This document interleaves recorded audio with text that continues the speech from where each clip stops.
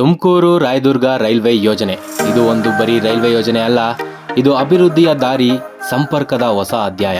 ಈ ಯೋಜನೆಯು ತುಮಕೂರು, ಮಧುಗಿರಿ, ಪಾಗೋಡ ಮತ್ತು ಆಂಧ್ರ ಪ್ರದೇಶಗಳಾದ ಮಡಕಶಿರ, ರಾಯದುರ್ಗ ಸಂಪರ್ಕಿಸುತ್ತದೆ. ಒಟ್ಟು 207 ಕಿಲೋಮೀಟರ್ ದೂರವನ್ನು ಒಳಗೊಂಡಿದ್ದು ಕರ್ನಾಟಕ ಮತ್ತು ಆಂಧ್ರ ಪ್ರದೇಶ ಗಡಿಗಳನ್ನು ಸಂಪರ್ಕಿಸುತ್ತದೆ. ಈ ಒಂದು ಯೋಜನೆ 2011-12ರಲ್ಲಿ ಸ್ಯಾಂಕ್ಷನ್ ಆಯಿತು. ನಿಧಾನವಾಗಿ ಶುರುವಾದ ಕೆಲಸ 2014ರಿಂದ 22ರವರೆಗೂ ಲ್ಯಾಂಡ್ ಅಕ್ವಸಿಷನ್ ಡಿಲೇನ ಫೇಸ್ ಮಾಡ್ತು. ಈ ಒಂದು ಯೋಜನೆಗೆ 2023ರಿಂದ 23ರ ನಡುವೆ 100 ಕೋಟಿ ಅಲಾಟ್ ಆಯಿತು. ಇದರ ಮುಂದುವರೆದ ಭಾಗದಲ್ಲಿ ಮಧುಗಿರಿ ಪಾಗೋಡ ಸೆಕ್ಷನ್ಗೆ 23-24ನೇ ವರ್ಷದಲ್ಲಿ 200 ಕೋಟಿ ಮತ್ತೆ ಅಲಾಟ್ ಆಯಿತು. ಈ ಒಂದು ಯೋಜನೆಯ ಎಕ್ಸ್ಪೆಕ್ಟೆಡ್ ಪ್ರಾಜೆಕ್ಟ್ ಕಂಪ್ಲೀಷನ್ ವ್ಯಾಲ್ಯೂ ಎಷ್ಟಿತ್ತು ಅಂದರೆ 250ರಿಂದ 300 ಕೋಟಿ. ಇದು ಎಕ್ಸ್ಟೆಂಡ್ ಆಗಿ 500 ಕೋಟಿವರೆಗೂ ರೀಚ್ ಆಯಿತು 2024-25ರಲ್ಲಿ. ಈ ಒಂದು ಎಸ್ಕಲೇಷನ್ಗೆ ಕಾರಣ ಏನು ಅಂದರೆ ಲ್ಯಾಂಡ್ ಅಕ್ವಸಿಷನ್ ಡಿಲೇ ಆಗಿದ್ದು, ಮಧುಗಿರಿ ಮತ್ತು ಪಾಗೋಡ ರೀಜನಲ್ಲಿ ಮೆಟೀರಿಯಲ್ ಕಾಸ್ಟ್ ಇನ್ಕ್ರೀಸ್ ಆಗಿದ್ದು, ಅದ್ರ ಜೊತೆಗೆ ಲೇಬರ್ ಕಾಸ್ಟ್ ಇನ್ಕ್ರೀಸ್ ಆಗಿದ್ದು, ಫಾರೆಸ್ಟ್ ಮತ್ತು ಎನ್ವೈರ್ನಮೆಂಟ್ ಕ್ಲಿಯರೆನ್ಸು ಮತ್ತು ಮೇಯ್ನ್ ಫ್ಯಾಕ್ಟರ್ ಏನು ಅಂತ ಹೇಳ್ಬೋದು ಅಂದರೆ ಅಲೈನ್ಮೆಂಟು ಮತ್ತು ಸ್ಟೇಷನ್ ಇನ್ಫ್ರಾಸ್ಟ್ರಕ್ಚರ್ ಬಗ್ಗೆ ಸ್ವಲ್ಪ ಜಾಸ್ತಿನೇ ಪ್ಲ್ಯಾನಿಂಗ್ನ ಕೊರತೆಯಿಂದ ಬಜೆಟ್ ಎಸ್ಕಲೇಷನ್ ಆಯಿತು ಅಂತ ವಿವರಿಸ್ತಾರೆ. ಈ ಒಂದು ಪ್ರಾಜೆಕ್ಟ್ಗೆ ಸೆಂಟ್ರಲ್ ಗೌರ್ಮೆಂಟಿಂದ 50% ಇನ್ವೆಸ್ಟ್ಮೆಂಟ್ ಬರಬೇಕಿತ್ತು. ಅದ್ರ ಜೊತೆಗೆ 50% ಇನ್ವೆಸ್ಟ್ಮೆಂಟ್ ಕರ್ನಾಟಕ ಭಾಗದಿಂದ ಬರಬೇಕಿತ್ತು. ಇದರಲ್ಲಿ ಇಂಪಾರ್ಟೆಂಟ್ ಪಾಯಿಂಟ್ ಏನು ಅಂದರೆ ಫಸ್ಟಲ್ಲಿ ಆಂಧ್ರ ಪ್ರದೇಶ್ ಗೌರ್ನಮೆಂಟು ಯಾವುದೇ ಒಂದು ಫಂಡ್ ರೈಸಿಂಗಿಗೋಸ್ಕರ ಇಲ್ಲ ಫಂಡ್ ಅಲಾಟ್ ಮಾಡೋದಕ್ಕೋಸ್ಕರ ಇಂಟ್ರೆಸ್ಟ್ ತೋರಿಸ್ಲಿಲ್ಲ. ಯಾಕೆ ಅಂದರೆ ಅತಿ ಹೆಚ್ಚು ರೈಲ್ವೆ ಲೈನು ಕರ್ನಾಟಕದಲ್ಲಿ ಹೋಗೋದ್ರಿಂದ ಕರ್ನಾಟಕ ಇನ್ವೆಸ್ಟ್ ಮಾಡಲಿ ಅನ್ನೋದು ಅವರೊಂದು ಇಂಟೆನ್ಷನ್ ಆಗಿತ್ತು. ಡೀಟೇಲ್ಡ್ ರೈಲ್ವೆ ಲೈನ್ ಅನಾಲಿಸಿಸ್ ಮಾಡೋದಾದರೆ ತುಮಕೂರಿಂದ ಮಧುಗಿರಿಗೆ 64 ಕಿಲೋಮೀಟರ್ನ ರೈಲ್ವೆ ಲೈನ್ ಬರುತ್ತೆ. ಮಧುಗಿರಿಯಿಂದ ಪಾಗೋಡಗೆ 50 ಕಿಲೋಮೀಟರ್, ಪಾವಗಡದಿಂದ ರಾಯದುರ್ಗಗೆ 90 ಕಿಲೋಮೀಟರ್ನ ರೈಲ್ವೆ ಲೈನ್ ಬರುತ್ತೆ. ಇಲ್ಲಿನ ಭಾಗದ railway line already certain level of working ಕಂಡೀಷನಿಗೂ ಬಂದಿದೆ. PM ಆಫೀಸಿಂದ ಕ್ಯಾಬಿನೆಟ್ ಲೆವೆಲ್ ಆಫ್ ಡೈರೆಕ್ಷನ್ಸ್ ಬಂದಿದೆ ಕರ್ನಾಟಕ ಸರ್ಕಾರಕ್ಕೆ ಮತ್ತು ಆಂಧ್ರ ಸರ್ಕಾರಕ್ಕೆ ಡೆಡ್ಲೈನ್ಸ್ನ ಮೀಟ್ ಮಾಡೋದಕ್ಕೆ.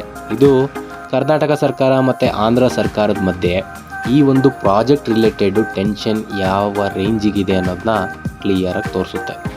ಅದರ ಜೊತೆಗೇ ಈ ಒಂದು ಪ್ರಾಜೆಕ್ಟ್ನ ಬಜೆಟ್ಟು ಮತ್ತು ಟಾರ್ಗೆಟ್ನ ರಿವೈಸ್ ಮಾಡಿ 2495 ಕೋಟಿಗೆ ರೈಸ್ ಮಾಡಿ ಬಜೆಟ್ನ 2027ಕ್ಕೆ ಈ ಒಂದು ಪ್ರಾಜೆಕ್ಟ್ ಕಂಪ್ಲೀಷನ್ ಟಾರ್ಗೆಟ್ನ ಸೆಟ್ ಮಾಡಲಾಗಿದೆ.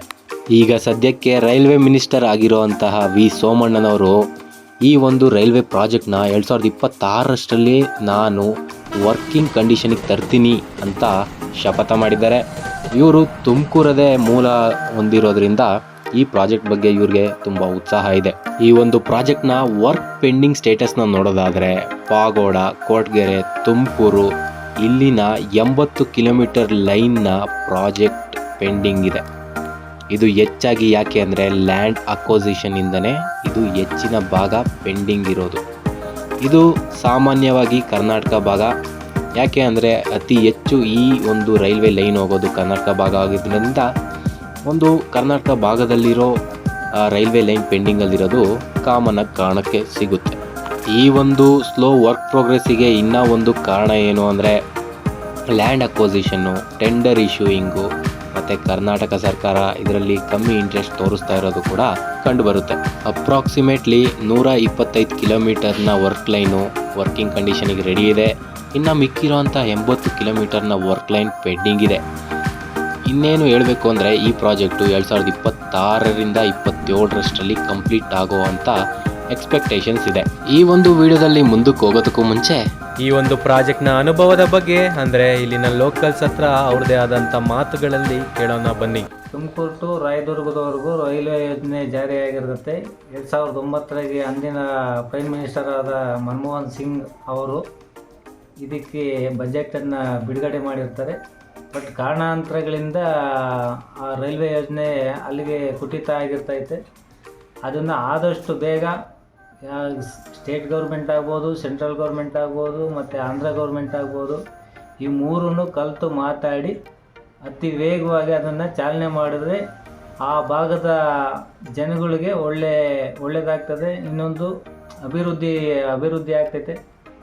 ಇನ್ನೊಂದು ಕೆಲಸಕ್ಕೆ ಹೋಗ್ಬೇಕು, ಸ್ಕೂಲ್ಗೆ ಹೋಗೋರಿಗೆ, ಕಾಲೇಜ್ಗೆ ಹೋಗೋ ಮಕ್ಕಳಿಗೆ ಎಲ್ಲರಿಗೂ ಒಳ್ಳೆ ಬೆನಿಫಿಟ್ ಆಗ್ತದೆ ಅದರಿಂದ. ಸೊ ದಯವಿಟ್ಟು ಹಿಂದಿನ ಯಾರು ರೈಲ್ವೆ ಖಾತೆ ಮಿನಿಸ್ಟ್ರಿ ಇದ್ದಾರೆ ಅವರು ದಯವಿಟ್ಟು ಇದ್ರ ಮೇಲೆ ಬೆಳಕು ಚೆಲ್ಲಿ ಆದಷ್ಟು ವೇಗವಾಗಿ ಇದನ್ನು ಪೂರ್ಣಗೊಳಿಸಬೇಕು ಅಂತಂದು ಹೇಳಿ ಒತ್ತಾಯ ಮಾಡ್ತಾಯಿದ್ದೀವಿ. ಒಳ್ಳೆ ಬೆನಿಫಿಟ್ ಇರ್ತದೆ. ಈ ಭಾಗದ ಆಂಧ್ರ, ಕರ್ನಾಟಕ ಹಳ್ಳಿಗಳೆಲ್ಲನೂ ಆ ಭಾಗದ ಹಳ್ಳಿಗಳಿಗೆಲ್ಲನೂ ಚೆನ್ನಾಗಿ ಡೆವಲಪ್ ಆಗ್ತವೆ. ಇದಾಗಿತ್ತು ಅವರ ಒಂದೆರಡು ಮಾತುಗಳು. ಈ ವಿಡಿಯೋ ನಿಮಗೇನಾದರೂ ಇಷ್ಟ ಆಗಿದರೆ ನನ್ನ ಚಾನಲ್ನ ಸಬ್ಸ್ಕ್ರೈಬ್ ಮಾಡಿ, ಲೈಕ್ ಮಾಡೋದನ್ನು ಮರಿಬೇಡಿ. ನೆಕ್ಸ್ಟ್ ವಿಡಿಯೋದಲ್ಲಿ ಸಿಗೋಣ. ಬಾಯ್.